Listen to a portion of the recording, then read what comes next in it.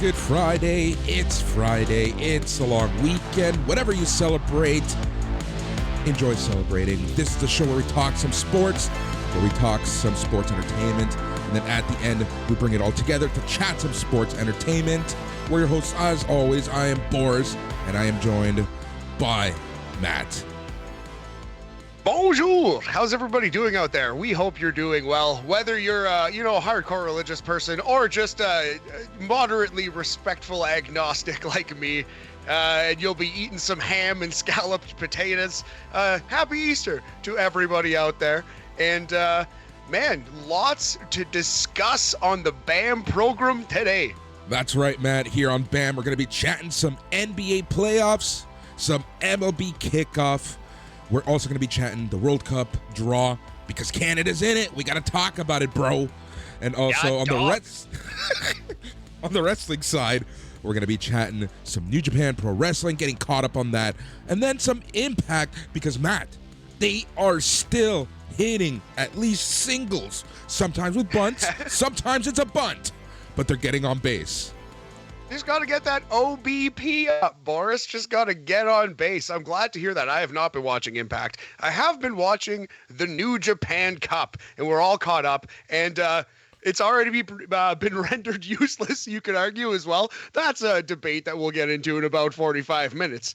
But before we begin, how's Haircut Boris today? Haircut Boris is doing fantastic. Man, so earlier in the week, I was telling you that I, barely got any sleep last night. Took some aid. And oh my God, I fell asleep at 3, woke up at 10. Man, I feel great. That's good. You got some rest at least. Some what'd you take? Frying pan to the face? What was pretty much. All right. Well, fair enough, man. That's good. Yeah. Yeah, hey, I'm glad to hear it, man. You got some sleep. Yeah, I just got back to Toronto last night around 11, midnight-ish. And, I instantly did not sleep as well in my own bed as I did in my old bedroom back home. You know, that old bed just hits different. It's so quiet up in the country, too, you know? It's just there's so much noise and confusion. Wait, there's not a bus rolling through in front of your house every 20 minutes? There certainly is not, my friend, back home up north in a small, unnamed location an hour north of even Sudbury, Ontario, where the moose don't even tread. Actually, there are a fair share of moose. I saw a deer walking around, just chilling, just walking around the town. It was oh, God, I love it here. So when you're up there, you sleep in your childhood bedroom? Actually, no, not really, because we've moved to a different house in the same small town. Right. So right. A facsimile. It's got a lot of my old wrestling magazines in it, just because there was nowhere else to put them. And I didn't want to throw them out. I was going to ask if all of your Jonathan Taylor Thomas, your JTT posters are still up on the wall. No, the JTT posters didn't make it, but the wrestling magazines did. But Jesus fucking Christ Overage and condensation. I don't know what you're talking about. Can we show some decorum here on the BAM podcast for 1 second, Bars? Oh, my Lord in heaven. But yeah, so I what I was getting at is I've given away all the action figures, most of the memorabilia. The only thing I kept was the wrestling magazines. I actually think I'm sitting on a little bit of a fortune. I have a hell of a wrestling magazine collection, and I might need to cash in on that one day, buddy. Yeah, man. I know there's a lot of collectors always looking. If I see stuff, I'll send it your way because you might have what people are looking for. But man, no, that's really cool. That's really cool. I just punched the mic out of my face. It's one of those days. But yeah, no. So we moved so much when I was younger, so it's I've never had that attachment to a room or to even things, right? Almost everything that I had as a child was lost over moves. There was a dispute with family at one point, so a truck went missing at one point in my life during the move. Long story, right? And then, now that even as an adult, I moved out when I was 17, and I didn't really collect too much because I did a lot of moves, from until I graduated university and all that fun stuff. And even then, as an adult, just a few years ago, I had that the flood in my current place, and I lost just about everything. So I'm basically living 5 years at a time. That's kind of how I roll. That's cool though, man. That's kind of Zen in a way, you know. Yeah. It's kind of like Buddhist Boris, you know. Don't let possessions dictate your life. Yep, exactly. But yeah, no man. So yeah, so this week's been a fun week. You know, wrestling wise, it's been crazy. Following obviously the story of Otani's neck injury, which was huge.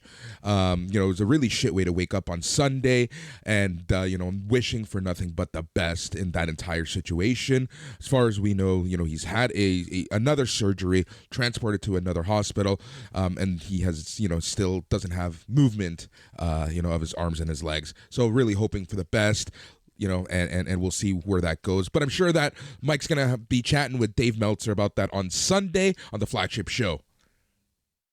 Yeah, all the best wishes to Shinjiro Otani. Obviously, his health is most important, but yeah, don't forget that this guy is one of the greatest, most underrated wrestlers of the '90s for sure. And yeah, you can't tell the story of the cruiserweight division without Shinjiro Otani. He's though he didn't last very long in the States, he made an indelible impact, and he's been wrestling for what, 3 decades in Japan. So yeah, all-time legend in the business. Hope he is okay. Hope he heals up. Yeah, exactly, man. It's just been a crazy, crazy week. Kind of quiet as well, and then that's been a little fun. But yeah, I think sports-wise, we've been a lot busier to say the least. And before we get into sports, man, what was I? There was something funny I was gonna say, but I actually completely forgot what it was gonna be. So it really doesn't matter at this point. Do you have anything going on in your life? Well, I got a new gig, so I used to, well, I still do write articles from time to time for Operation Sports, and then that became a YouTube thing.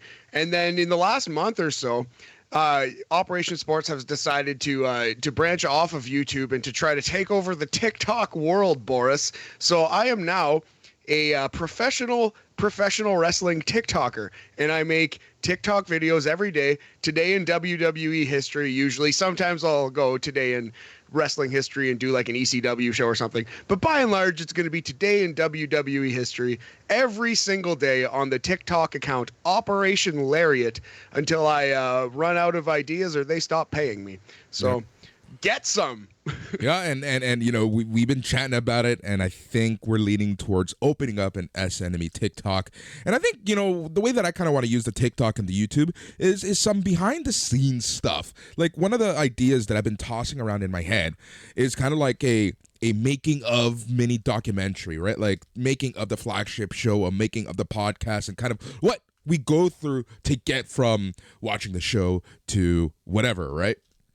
Well, that's kind of fun. I like that idea. Yeah, it's yeah, man, it's definitely an interesting platform. You know, it seems like you got to keep the videos, the shorter the better. Like every video that I have that's around a minute isn't doing as well as the videos that I have that are around 30 seconds. And yeah, I don't know, just it's very interesting. It's always fun to try to figure out a new social media platform, you know? Yep. We're also going to try to embrace Twitch in the future. There's a lot of stuff that we're kind of cooking on.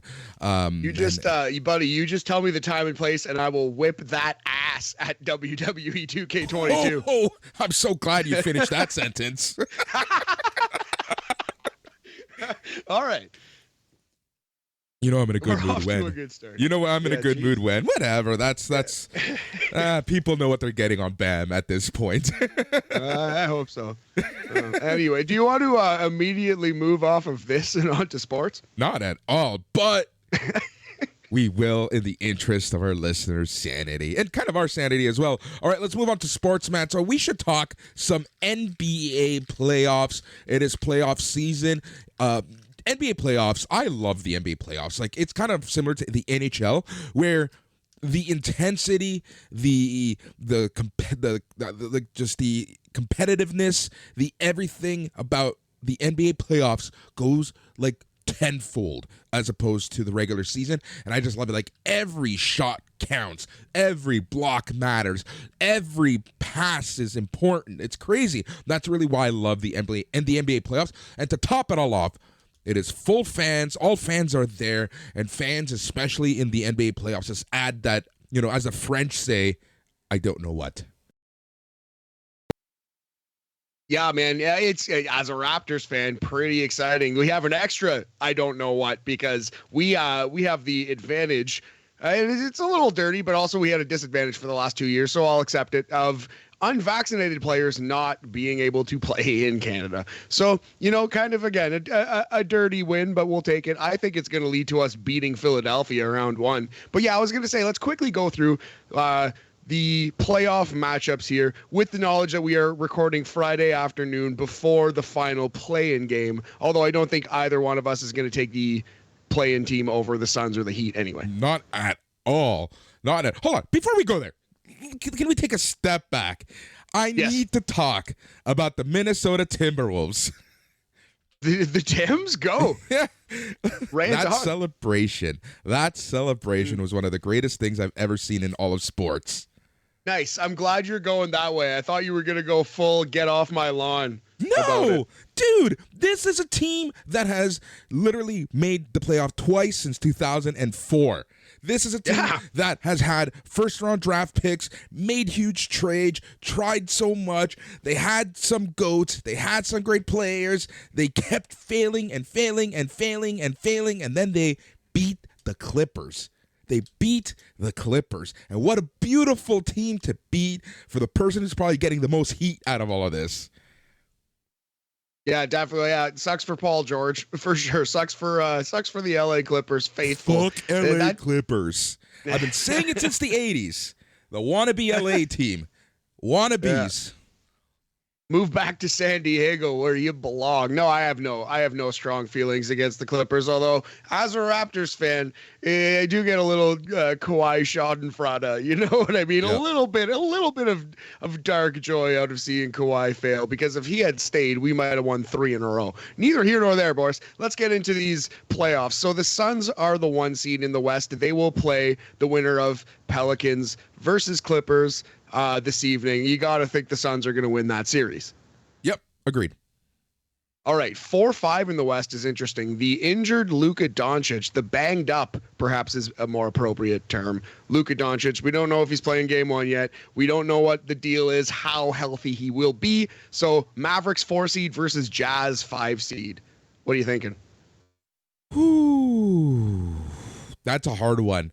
Both teams are good, but I'm going to have to go with the Jazz.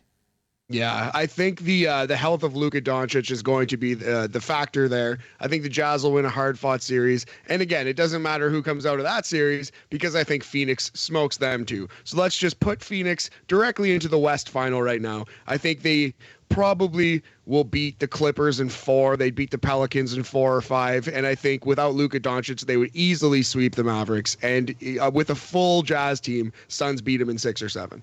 Yep, exactly. All right, so the Warriors versus the Denver Nikola Jokic. Warriors, honestly, the Warriors are here to prove something. They're here to prove something this year. I'm going to say it right now. Warriors in the finals. Warriors in the finals. So there we go. So obviously you have the Warriors beating probably the Grizzlies. We have the 2-7 matchup of the Grizzlies at the 2nd seed. What a great season for Memphis versus the Minnesota Timberwolves. You boys in the 7th seed. Yeah. Man, that's going to be interesting matchup overall. Yeah, it's going to be a hard-fought series. I do think Minnesota will hang tough. Grizzlies win it. Let's give them 6 games. Minnesota's on a high. So I think Warriors, I do think the Grizzlies are going to give the Warriors some fits, man. And Ja Morant is going to have an incredible series. He's going to come out firing, showing these guys that he is the Steph Curry. He is the next one. But at the end of the day, I do think the Warriors, with their coaching, with those 3 horses, if Klay Thompson can stay healthy like he has been, he's been improving, I think the Warriors are going to make the West final. They will beat the Grizzlies. Yeah, agreed. I'm sticking with your idea here. All right, so you're taking the Warriors all the way to the finals over these Suns? Yep, I am. I think that when it comes push to shove, the Suns, as good as they are, the Warriors experience, the Warriors kind of like that need to prove something, especially after the horrific season they had last season. I think that you can't not bet on the Warriors. You can't not bet that playoff Curry is going to show up. That's a great point, man. I just think, Chris Paul is so great. It's going to happen one of these years. And for some reason, and I might be proven to be a fool on this because Chris Paul has his own dotted, tragic in many ways injury history. He has a bad injury history, but I think Chris Paul, I trust him more to stay healthy than any one of the three Warrior stars. You know what I mean? And at this moment, like, if they lose Chris Paul, it's a very different story, but I like the Suns team more than the Warriors. So I think I'm taking the Suns in the finals, buddy. Interesting. You know what? We'll see. Sir. I think that regardless, whether it be the Suns or the Warriors, man, it's just going to be such a strong team in the West. Yeah, guaranteed. Both of those two teams are sick. Okay, quickly, let's do the East. So the Heat are probably going to beat either the Cavs or the Trae Young Hawks. I would take the Heat in like 5 or 6 over either of those teams. Yeah. I agree. Either of those two teams. Number 4 seed Philadelphia versus the number 5 seed Toronto Raptors. Philly cannot play Matthias Thybulle in Toronto. James Harden, a terrible playoff history. He's going to really need to change the narrative. Embiid can't do it all himself, although the Raptors don't really have too much size to throw at Embiid. So maybe he can. For one round, maybe Embiid can do it all by himself. Boris, what's happening? Who you got? Ooh, this one's a tough one, honestly. This is a tough one. I'm not going to Shaq or anti-Shaq this one. I'm not going to take such a stupid take because both teams are so good. Here's the thing. Philly has a lot to prove, right? This is still the fuck you Ben Simmons tour. So I think that at the end of the day, I'm going to have to go with the Raptors in 7. Oof. I'll do you one better, buddy. Raptors in 6. Let's fucking go. Winning it at home. Can you tell this is a Toronto-based podcast? Right. Right. Yeah. And then I think we're going to see in the 1 versus 5 matchup, I think Daddy Lowry is going to pat the Raptors on the head and send them home with cookies and milk, But I think the Heat will win a hard-fought battle over the Raptors in 7 games to make the Eastern Final. Yeah, that's the thing. I think that the Heat, in my opinion, are the team that's going to take the East. They're too freaking good. Here's the thing, Matt. I think that it should be noted that there seems to be, and I don't know whether this is a internal struggle or just when you have a bunch of competitive guys, attitudes and there are going to be infights, right?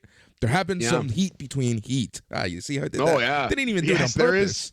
There's some heat. There is some Miami Heat. There is some Miami Heat, big homie. Yeah, man. And honestly, you know what the common denominator with the Heat might be is Jimmy Butler, because everywhere that guy goes, he leaves a fucking tornado. So maybe, just maybe. Yeah, they've been saying that a lot, especially in here in Canada. Like, I gotta say, as much as I love TSN and Sportsnet, we cover way too much of the sports that Canadians like. Rightfully so, right? So there isn't as much NBA coverage, NFL coverage. So that's why, with certain means, especially in the morning, I tend to watch ESPN. And yeah, that's exactly one of the biggest takes is, can the Heat survive without fighting each other? Can they coexist? Are they a WWF tag team? Oh, it always comes back to wrestling. All right. So, Boris, okay, so for the Philly-Toronto series, that's not a pick for Toronto. That's a pick against Philly, straight up. I don't like what James Harden has shown me, and I think that the Raptors are going to win because Philly's going to beat themselves. The Heat, they will beat the Raptors because the Raptors are a young team. The Raptors aren't going to make the conference finals yet. And the Heat will outlast their first 2 opponents. But I don't like them to make the final for the reasons that we just outlined. So, Bucks are going to sweep the Bulls, in my opinion. God bless Chicago fans. Your team does not play well against good teams. The Bucks are going to crank you. Yeah. Here's where it gets interesting. You know what? And I'm even doing this right now. The Bucks are the Bucks, the reigning defending, right? Like, we have to remember that. Give some respect to the Bucks.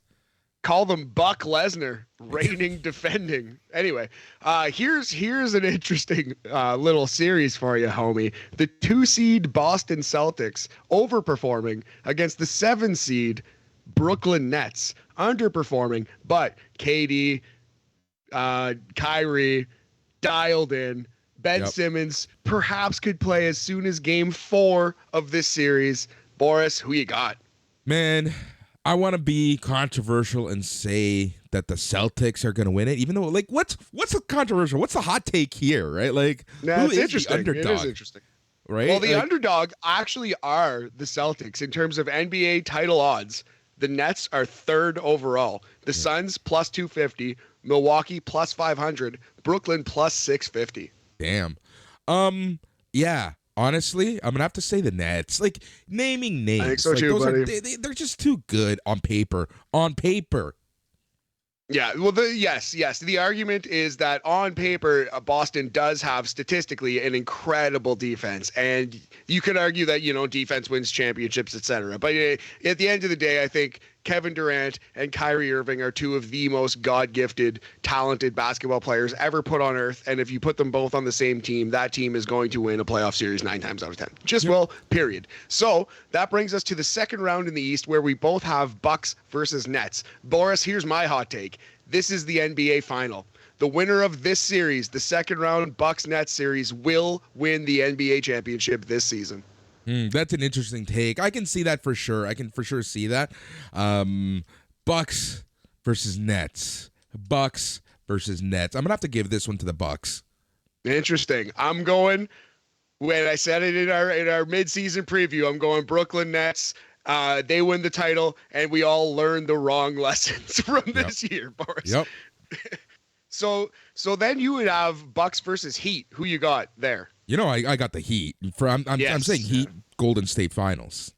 Heat Golden State Finals. So you have not wavered. I have not wavered on my Nets my Nets versus Suns final, and I got Kevin Durant winning the title. Who you got winning the title? Steph Curry, baby. Yeah, the Warriors. Bang, bang. I am the Warrior. I like where your head's at there. You know that this is a legit pick when a Lakers fan is giving it to the Warriors. Yeah, to the actual best team in California. Shut the fuck up. All right, good segment. I'm glad we ended it on that note. Go Nets. I can't believe I'm cheering for Kyrie Irving. But I can't believe that also. I love that. I love that so much. I love the fact that this is going to live on the internet forever. Yeah.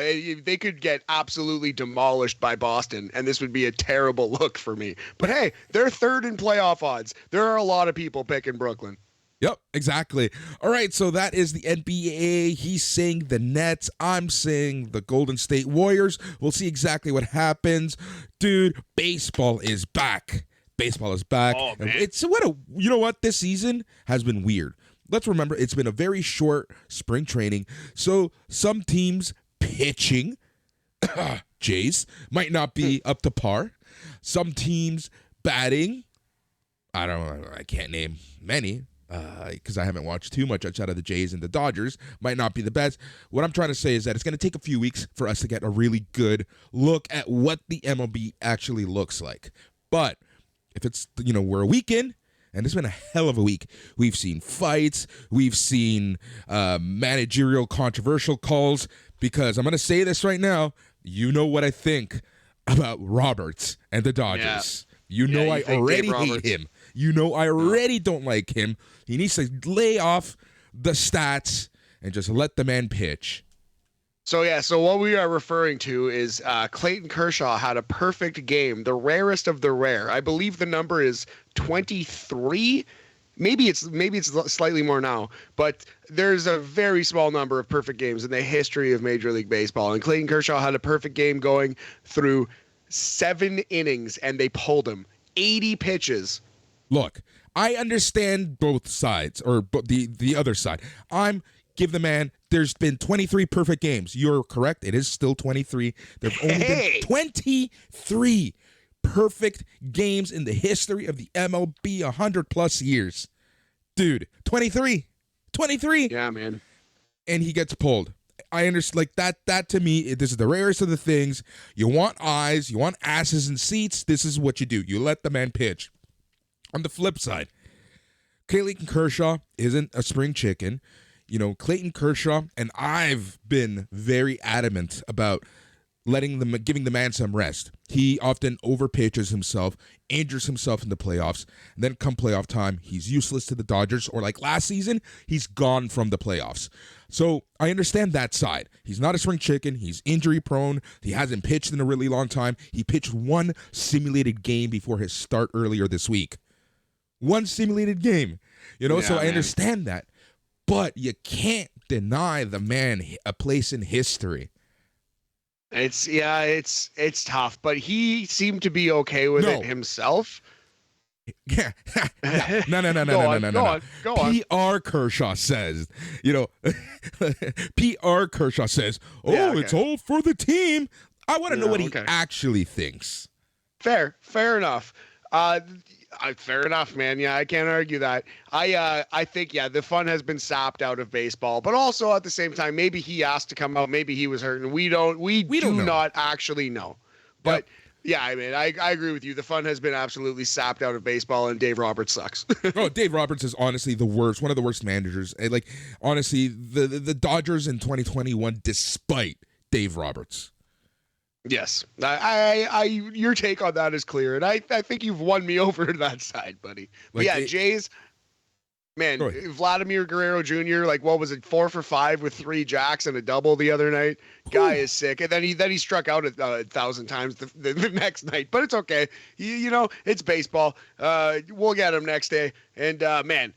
These once these Jays get a little bit of pitching, like you said, we're gonna be enjoying some high quality baseball in Toronto. All right, we love our sports betting and odds here on BAM. So do you want to go through some projections and some bets, some odds? I don't have any baseball odds. If you got them, Boris. Hit me with them. What do you think I do here? You think I'm just a pretty face and a pretty voice? You think I'm just here to entertain you? What am I here to fucking amuse you? Man, I'm in one of those moods and I love it. All right, so American League projections. This one is coming from Fangraphs Zips. So this one is Fangraphs. Yeah, exactly. It's widely shared. All right, let's take a look at the National League projections. The NL East, the Braves are projected to take that with 90 wins and 72 losses. The Mets are in second with 88 wins, 74 losses.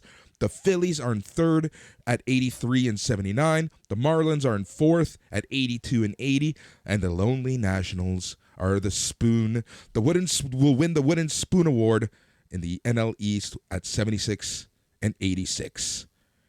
Personally, I like the Mets, I got to say, in that division, although the Braves have a very good team too. But the Mets on paper, I think, are just phenomenal.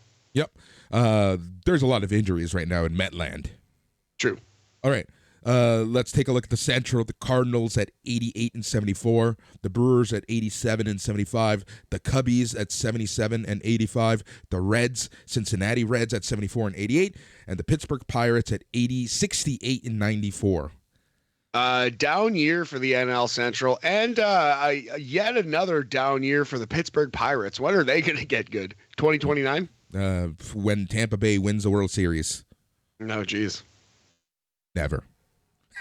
No, absolutely never. All right. So what do you think of the Central? Cardinals there. I think those projections are pretty bang on. 3 of the teams aren't really going to have a chance to contend. I like the Cardinals more than the Brewers, but only slightly. Yep.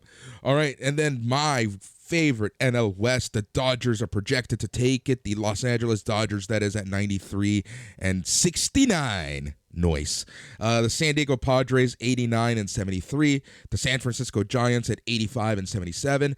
The D-backs at 71 and 91. And the Colorado Rockies at 70 and 92. Yeah, that seems about right to me, although if San Diego did pop off and win 105 games, it wouldn't shock anybody. San Diego is a really good team on paper. Yep. Here's the thing. It comes down to how fast Fernando Tatis can heal. Yes. All right. Lots of injuries to start the MLB season for sure. Are we shocked, right? Let's be honest. We knew this was going to happen. Yeah, like you said, the rushed spring training, lack of training camps for sure, man. All right. American League projections. The AL we'll leave the East for last because of the Toronto Blue Jays. Let's go with the Central. White Sox, the Chicago White Sox, 88 and 74. The Minnesota Twins at 83 and 79. The Cleveland Guardians at 78 and 84. The Detroit Tigers at 73 and 89. And the Kansas City Royals at 70 and 92.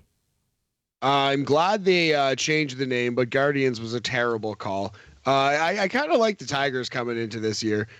Wouldn't shock me to see the Tigers kind of sneak around 500. But yeah, at the end of the day, Chicago's got one of the best young teams, the White Sox, in all of baseball. I love the White Sox squad. Yeah, I was actually talking with Jason Agnew earlier about this because I was making fun of the Guardians name, and so was he. And then he was listening to a podcast and where they explained the historical reasons for the Guardian name. So it is a legit name for Cleveland, but that doesn't make it good. Yeah. Yeah, no, I there's something to do with the architecture or something. I read it. Yeah. I remember reading it once and forgetting all about it. Dude, our basketball team is named the Toronto Raptors. It's a really good point. Objectively terrible. Who are we to judge? AL West, the Astros, 90 and 72. The Seattle Mariners, 85 and 77. The California Angels at 81 and 81, the Texas Rangers at 77 and 85, and the Oakland Athletics at 68 and 94. I hope this is the year the Angels break through and win it. I hope Ohtani goes to the playoffs. I hope Mike Trout goes to the playoffs. Well, we've been saying that forever. Oh, you've been saying that forever. All right. And then the American League East, Toronto Blue Jays are projected to take it with 88 and 70, being at 88 and 74. New York Yankees at 88 and 74. The Red Sox at 88 and 74. The Rays at 88 and 74. And the Orioles at 64 and 98. Yes. How real? Crazy is that when you take a look at the records for the AL East? That is absolutely crazy. That is insane. Definitely 4 of these teams are top level baseball teams.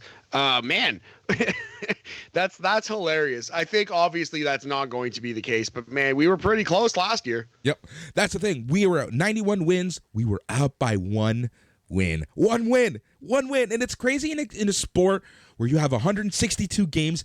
Every effing win actually mattered. How many blown games did we have last year? Like, that's the part that kills my soul. Yeah, man. Yeah, and that's it. We've already seen some pitching woes this year, so hopefully that gets sorted out real fast. Yep. All right, so let's quickly look through the AL East BetMGM odds. We'll only focus on the AL East and the NL West, but we're looking at the BetMGM numbers, so you can take a look at every other division. There's the bias reason why I want to take a look at those. So let's start with the NL West. The Dodgers are minus 225 to take it. The Padres are plus 325. The Giants are plus 550. The Rockies are plus 8,000. And the D-backs are plus 10,000. Little Betsky on the Padres, I think, is definitely the move there.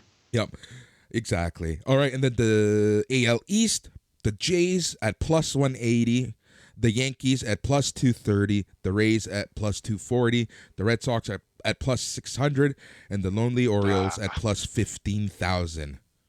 Damn it, I hate that this is about to come out of my mouth, but the clear best value there is to bet the Red Sox. Gross.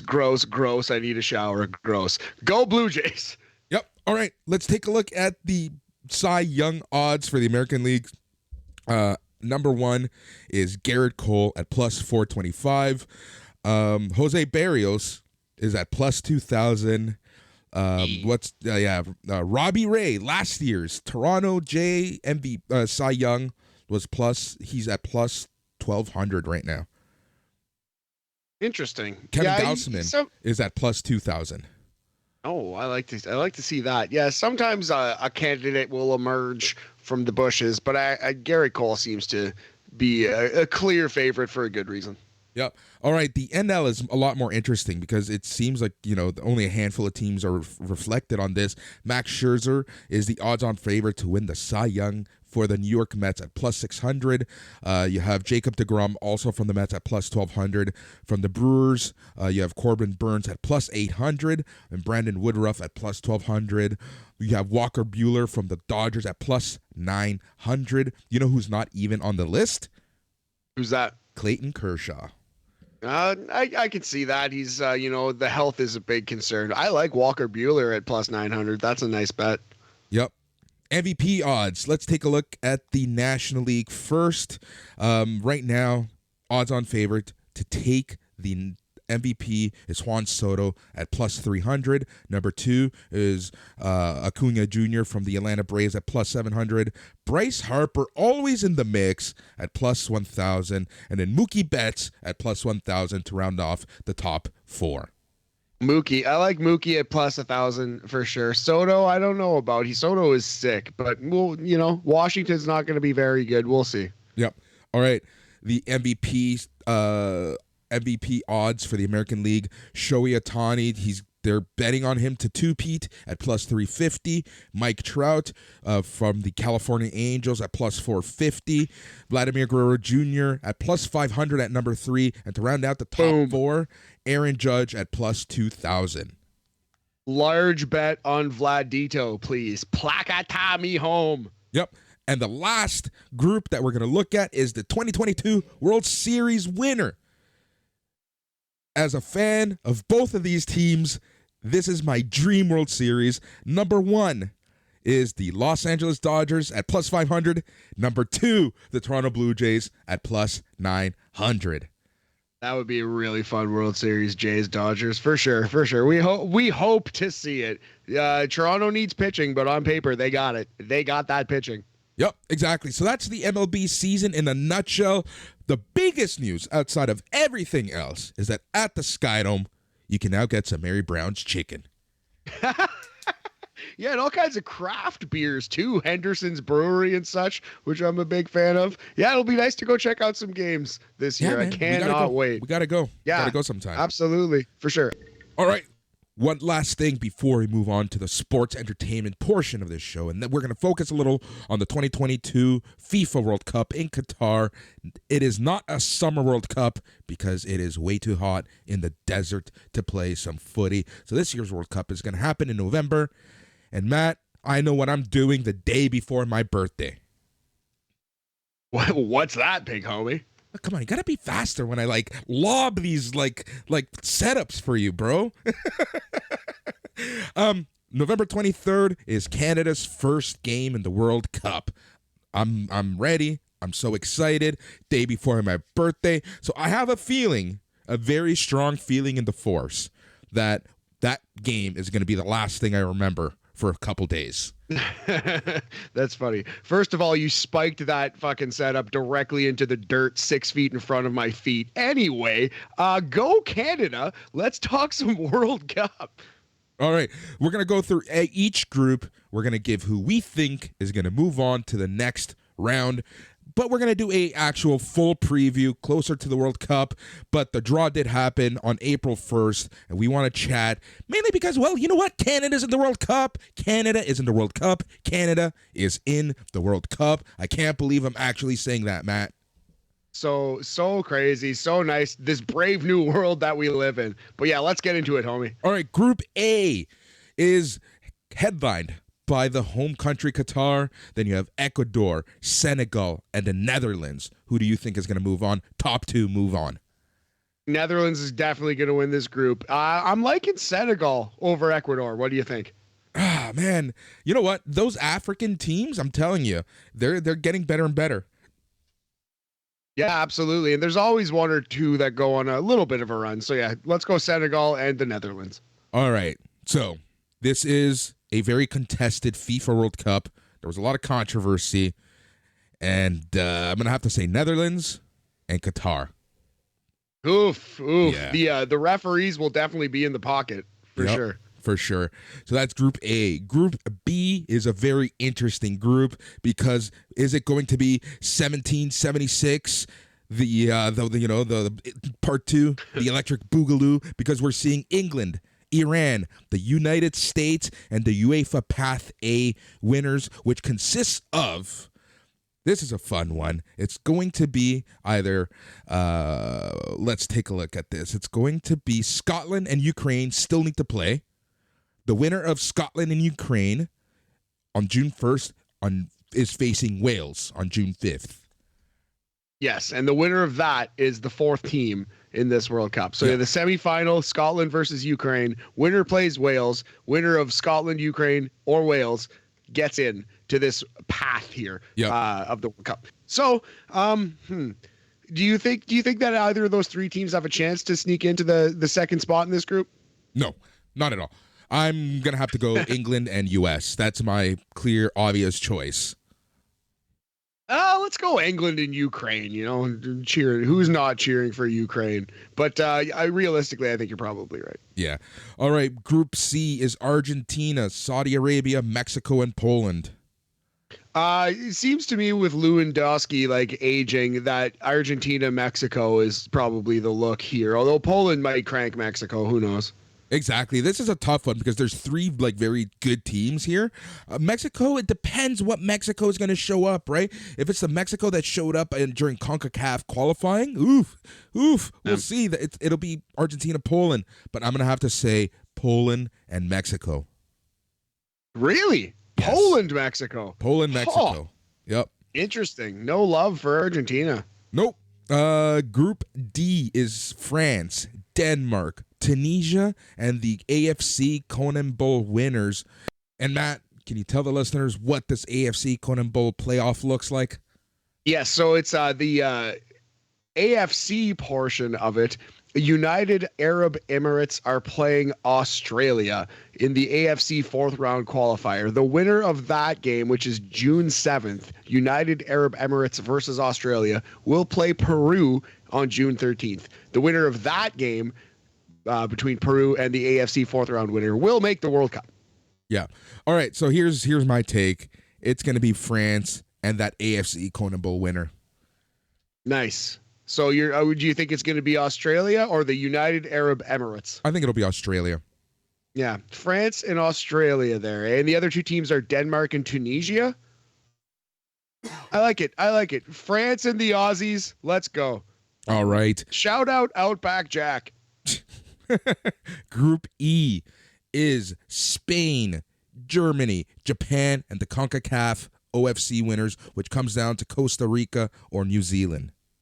Yeah, New Zealand, I think, are actually, that's a tough one. Let's go Costa Rica, and they're going to get destroyed. Spain and Germany romp out of this group. Sucks for Japan, too. Tough beat for Japan. I feel like they always get bad draws. Yeah, agreed. They do. That is Group E. Then here we go. Group F for you Canadians. It is Belgium, Canada, Morocco, and Croatia. Group F for Canada could have been a lot worse, but this is, there are three teams that could realistically move on. Croatia, Canada, Belgium. Belgium, I like to call them frauds. They've been ranked number one for a while. They're not ranked number one anymore. But what if they won to be ranked number one, right? They have generational players. Fantastic. They're aging. So between Belgium, Canada, Morocco, Croatia, bro, I'm going to have to go Canada and Croatia. Canada and Croatia. I think it's definitely Canada and Belgium. And our good pal, friend of the show, Paul York, suggested to me that Canada will live and die by their first game. If Canada gets absolutely destroyed game one by Belgium, they're probably packing it in, and they're probably not going to make any damage, make any noise in this year World Cup. And I do agree with that. So it's absolutely imperative that Canada plays Belgium hard, keeps that game close. I'm going Belgium and Canada in this one. Croatia can suck it. Love it. All right, Group G is Brazil, Serbia, Switzerland, and Cameroon. This is an interesting group. I can see all three of the non-Brazil teams moving on along with Brazil. Like flip a coin, roll a three-sided triangle dice. Let's go with Brazil and Switzerland. All right. I'm going to have to go with Brazil and Switzerland as well. I think you're onto something here. I think Cameroon might be that sneaky African team that moves on, though. I can definitely see that. Cameroon has had some really good players and some really good teams in the World Cup in the past. Yep, exactly. All right, and then we have Group H, Portugal, Ghana, Uruguay, and South Korea. I'm looking at Portugal and Uruguay here, although Ghana might be that African team that goes on a run as well. But yeah, I'm thinking Portugal, Uruguay. Yep, and we are on the same page. I'm going to have to say Uruguay and Portugal as well. Man, I'm so excited for this World Cup. Super interested to see what happens with Canada. And, the U.S.-England is going to be another game that a lot of people are going to have some eyes on. Man, Yeah. Can't wait from here till November. Come on, Canada. Come on, Davies. Come on, everyone. Stay healthy. Yeah, let's hope. Yeah, it'll be fun to see the remaining qualifiers in June as well. All right, exactly. And then all the friendlies, I'm actually very interested to see who Canada picks as friendlies. Yeah, it's always fun, and hopefully they pick some better teams. I want to see them get into form. Exactly. All right, man. So that is the World Cup 2022 from here till November. Let's get it on. And right now, we're going to switch over to some professional wrestling. We're going to go overseas. We're going to hit Japan. We're going to be chanting the final, the end of the New Japan Cup, and then, the aftermath of the New Japan Cup. And we'll kind of have some takes.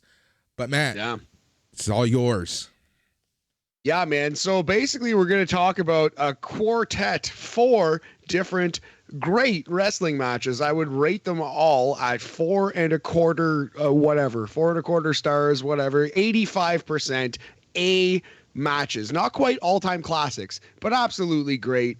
Like, match of the year contender kind of wrestling here. So both of the semifinals and the finals of this tournament and the resulting title shot, which has already occurred and, ended in a disappointing fashion, in my opinion, but that's fine. So the first match we're going to talk about, Shingo Takagi versus Zack Sabre Jr. from the semifinals of the New Japan Cup. These guys have incredible chemistry. They're becoming one of my favorite matchups in wrestling. Yeah, my only issue is that they're fighting too much in these tournaments. I agree with that. Yeah, it's no longer special because it happens a lot, but at the same time, it's always good. So I'm okay with it. And that's the thing. Like, I'm not complaining, right? I just don't want that chemistry, that specialness to just fade away because they've been facing each other so much. That's my one point. Having said that, this match, oh man, we can do a whole episode just ranking Zack Sabre Jr. versus Shingo Takagi matches. That's really funny, man. And yeah, maybe we're off on this because it was like another classic that they've had. But I do think of all their matches, this was probably my least favorite just because it felt like we'd seen it already, Yeah. Yep, exactly. But it was still good nonetheless. Yeah, 1,000,000% though, man. It was absolutely worth your time. Not only 19 minutes and 24 seconds, which for a New Japan match, honestly, is nice and short and digestible. Yep, exactly. That's my one thing about New Japan matches. Sometimes they go too long and they don't need to per se. Yes, I agree. So if we had to rank these 4 matches, I would actually put this one 4th, but I would still recommend you go watch it. The match that I would rank 3rd, it's funny, we're doing this in chronological order, and I actually think that's the order that I would rank them as well. Kazuchika Okada versus Tetsuya Naito, the main event of the New Japan Cup semifinal. Naito beats Okada, setting up future title matches. Yep, exactly. I'm a sucker for Naito. I'm a huge mark for Naito. Always have been, always will be. Love seeing him finally get that respect he deserves. Not that he doesn't get it, right? But I feel like anytime he's on brinking the main event scene, something happens, right? Yeah. So this match was very good. Okada and Naito have great chemistry, and I can't wait what's to come. I mean, if we're gonna criticize New Japan for running Sabre Jr. versus Shingo so much, we gotta be fair and say that they have run Okada versus Naito a dozen times or more. This is gonna be when we wrap up the 4 matches. That is something I want to talk about. We've talked about it on this show, so we'll put a pin in this. Let's get back to our match. Yes, but yeah, Naito wins a hard-fought battle, 27 minutes this one, so a little bit of the longer New Japan match, but yeah, I thought that was also a fantastic wrestling match, and even better was the final a night or two after that when Naito wrestled Zack Sabre Jr. Zack Sabre Jr. beats Tetsuya Naito, pins him in the middle of the ring with the Zack driver. Yeah, this match was so good. See, this is a matchup that we haven't seen too much, but I'm afraid just because of what the New Japan main event scene is looking like, we're going to be seeing this match over and over and over and over until the G1 ends. Yeah, man. It's definitely possible. This is looking like your number 2 and 3 or your number 3 and 4 right now in New Japan, depending on how you rank Shingo. I think this is fair 2 and 3, in my opinion. No, there's also Shingo and there's also Ospreay, but Ospreay seems like he's doing a lot overseas and with other promotions. Anyway, so yeah, this another incredible match. The second best one we'll be talking about on the podcast tonight. Zack Sabre Jr. wins the New Japan Cup again. Go see this one if you haven't. And once again, just throwing this out there, who called Zack Sabre Jr. from the get-go? Yeah, you did, buddy. You were on that. I've been saying that he was going to win the G1, but you said he was going to win this thing, and you were correct. And then Zack Sabre Jr. immediately gets his title shot against Okada. They have a brilliant match, but Okada wins, rendering this whole thing kind of useless. Yeah. Especially at how soon it happened. Like the tournament ended, on the 27th or 29th of March, and I believe like April 5th or 6th was the show. It was just like barely a week later. It was just like, this thing's already done. I was really hoping, and like this match should have been happening at Dominion in June. Get the proper build-up going, give both men some more momentum, and this match, in my opinion, could have meant more, and it wouldn't have made the entire 55,000 person tournament seem rendered useless, right? Like that's my one criticism about this entire thing. I think that's fair, man. Yeah, I really liked the match, but I was disappointed at the ending because it was just like, well, I guess I didn't expect Zack to win the title, but it's just like, now what have you got? He just kind of stepped up and swung for the fences and struck out, and that's that. This is the thing, Matt. You know what we got now? We got Okada versus Naito yet again, and I'm not complaining that it's not. And like, look, I know that it sounds like I'm complaining, but here's the thing. We are seeing the same 3-4 matches at the top for New Japan right now. The criticism that I was going to bring up, and I'm going to bring it up now, is that who is the future of New Japan? Like they keep going back to the well for Naito, for Okada, for Tanahashi. There's a certain group of people that they just constantly go into the well for, and and fans, they just take it in, they love it, blah blah blah. But these are also the same people who are praising this, but they'll complain about seeing Brock Lesnar versus Roman Reigns for 1,000 times. Yeah. Hey, man, I have no argument to that. That's a really good point. I think it was disappointing. It was disappointing to me to see it. Yeah, but like, what's the future? Like I'm honestly, I brought this up before, and I bring it up again. Who are the rising stars in New Japan? Jay White's been away for a while, and even when he was doing all right, but then you go back into the well and you bring up Okada. You had Ospreay in a very strong position last year, but what happens? You bring back Okada. I'm gonna start. I love Okada. I still consider him one of the most underrated performers and wrestlers in the world. I know that sounds crazy, but he doesn't get the respect he deserves. But at the same time, I'm going to start calling him Okada Reigns again. Yeah, well, I mean, it's tough because they want to push him as the dominant champion. They want to say, like, you know what I mean? He's been in the mid card for a year or two, but now he's back. So you can't have it both ways, right? Yeah, you're right. I think my major concern is that I New Japan is taking a while to build that next crop of stars. Yeah, and that's a problem with New Japan and has been for a very long time. I feel like that's even with how long they take to pull the trigger on some of the young lions who I think are ready for the character change and the fancy tights and etc. Yeah, man, it's disappointing in these bursts when you get behind somebody like Zack Sabre Jr. when you think he's ready, when you know he's ready for more than he's given, and he just can't get over that hump. And we're talking and seeing this from a North American perspective, which is why we've talked about this offline.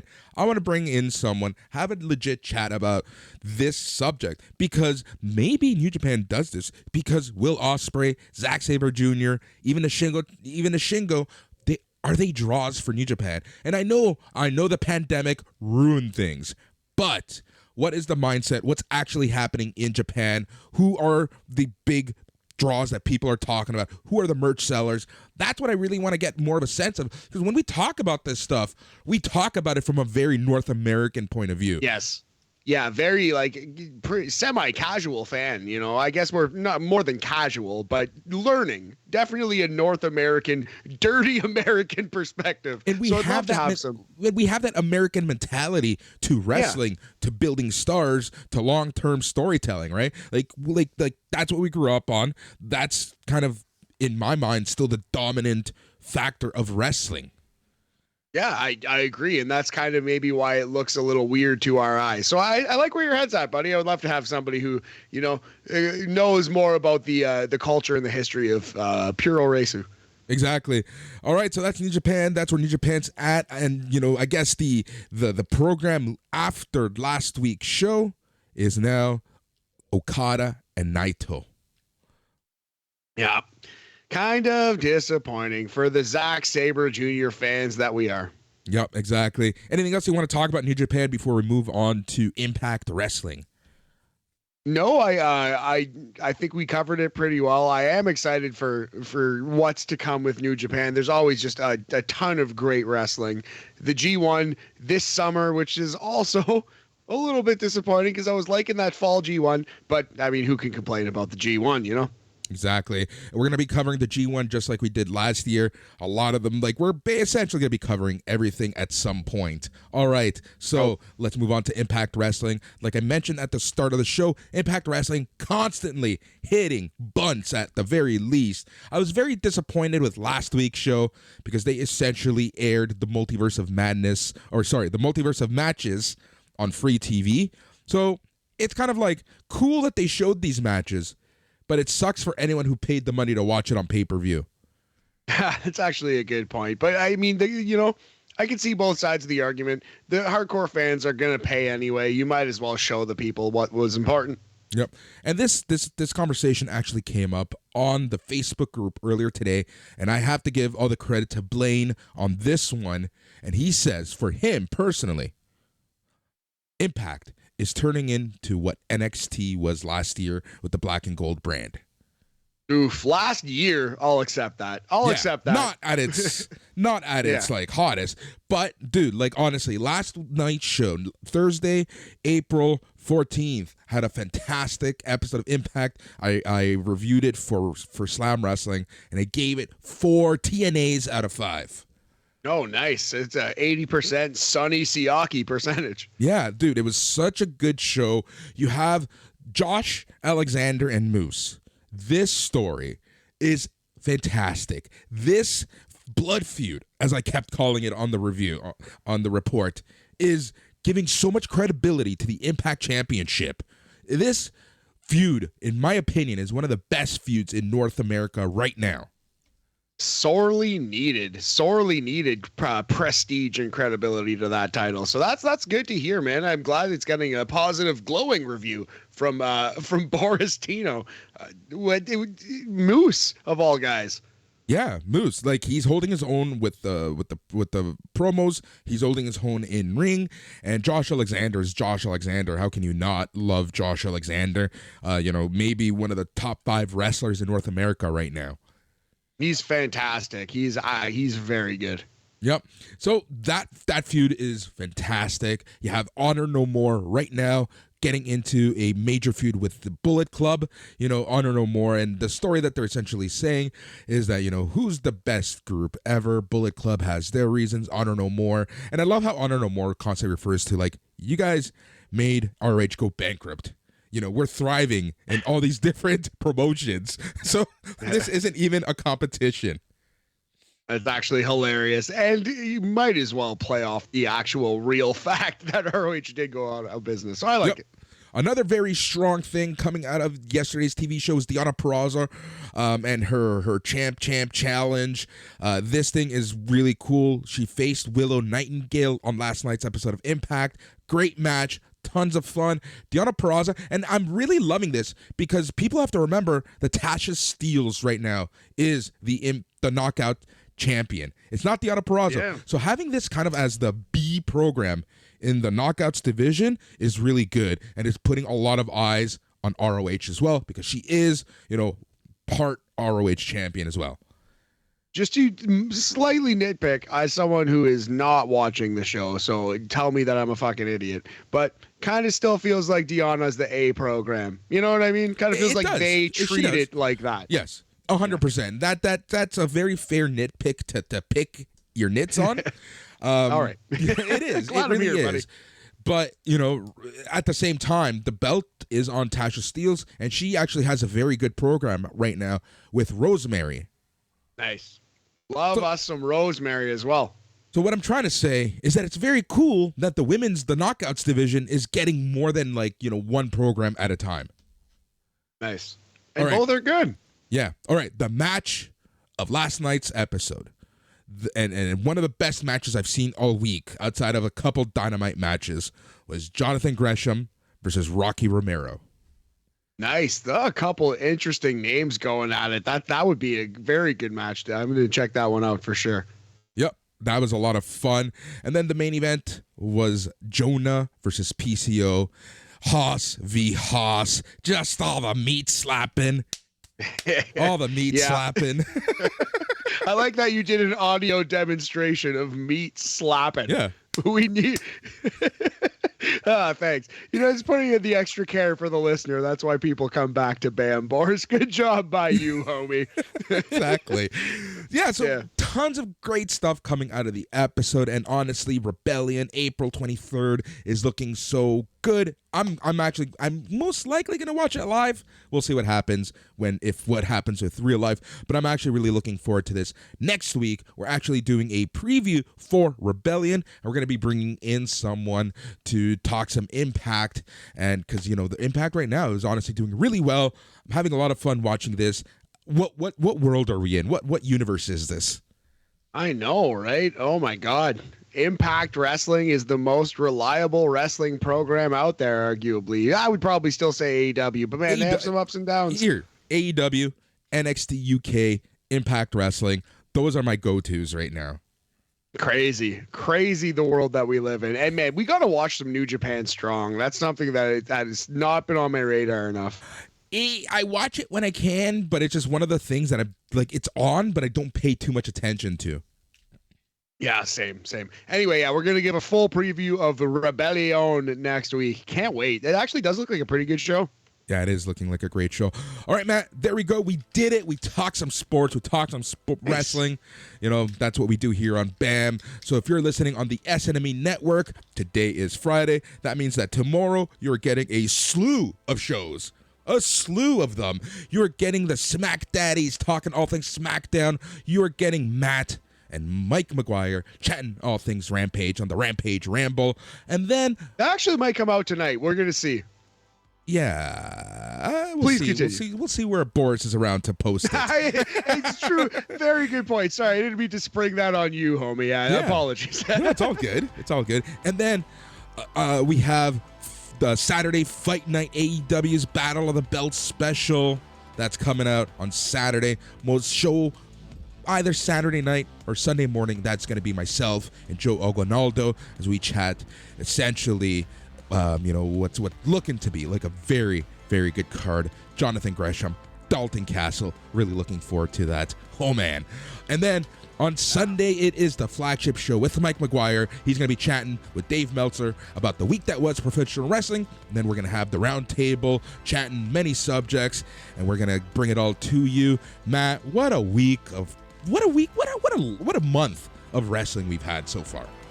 What a life, brother. It's been, I'm very, very excited, very enthused, glad to be back in the city. Spring is coming. Life is good, man. Happy Easter to you and yours. And thank you for listening. Please stick with SNME Radio. We got some great stuff coming. Exactly. And also check out Operation Lariat. Yep, exactly. Thank you, Matt, for that. He's Matt. I'm Boris. Until next time, stay tranquilo and adios. Ay, ay, ay.